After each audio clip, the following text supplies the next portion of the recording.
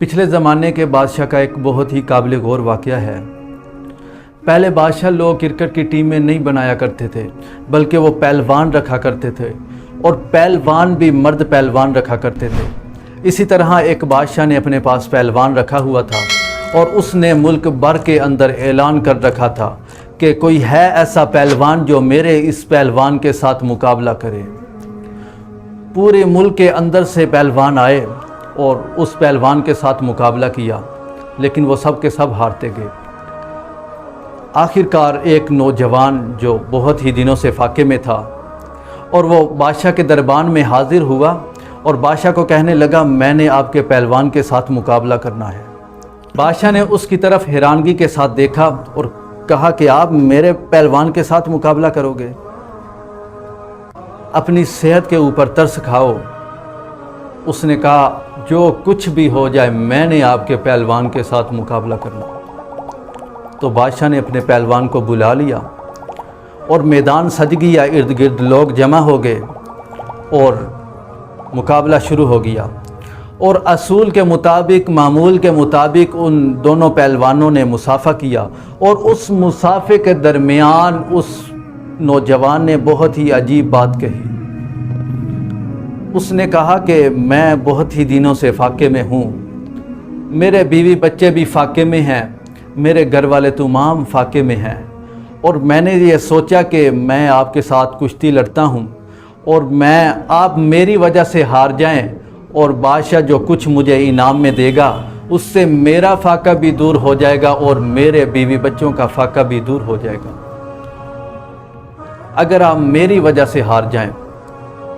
اس پہلوان نے سوچا کہ میں نے زندگی میں جیت کے مزے تو بارہا لیے ہیں، لیکن آج ہار کا مزہ بھی چکھ کے دیکھ لیتا ہوں، اور یہ وہ ہار ہے کہ اس ہار پہ 1000 جیتے قربان جائیں۔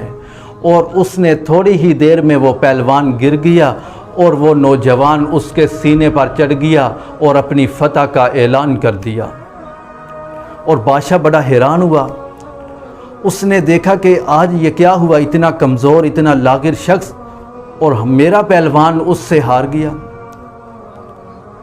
اس نے اس نوجوان کو تو انعام دے دیا، وہ نوجوان تو چلا گیا، لیکن اس بادشاہ نے اس پہلوان کی بہت ہی تذلیل کی اور اسے گالیاں نکالی اور اپنے دربان سے نکال دیا۔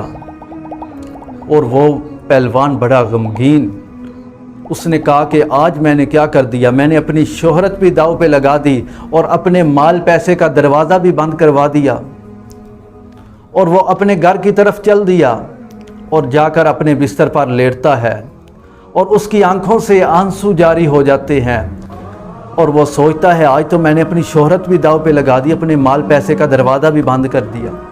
اور اس کو نیند آ جاتی ہے، اور نیند کے اندر اسے حضور اقدس صلی اللہ علیہ وسلم کی زیارت نصیب ہوتی ہے، اور حضور اقدس صلی اللہ علیہ وسلم اس سے پوچھتے ہیں، آج تو اتنا غمگین کیوں ہے؟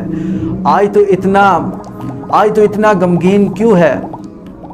تو وہ شخص عرض کرتا ہے، اے حضور صلی اللہ علیہ وسلم، میں نے اپنی شہرت بھی داؤ پہ لگا دی ہے، اور میرے مال پیسے کا دروازہ بھی بند ہو گیا ہے۔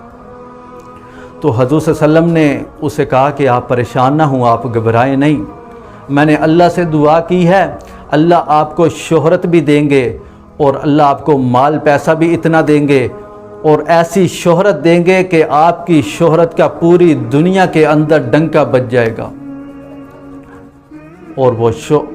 اور وہ پہلوان اب تھوڑے ہی دنوں میں اس کے دل کے اندر انقلاب پیدا ہوتا ہے، وہ اللہ والوں کے ساتھ لو لگا لیتا ہے، اور اللہ نے اس شخص کو پھر ایسی شہرت دی کہ آج دنیا اسے جنید بغدادی کے نام سے پہچانتی ہے۔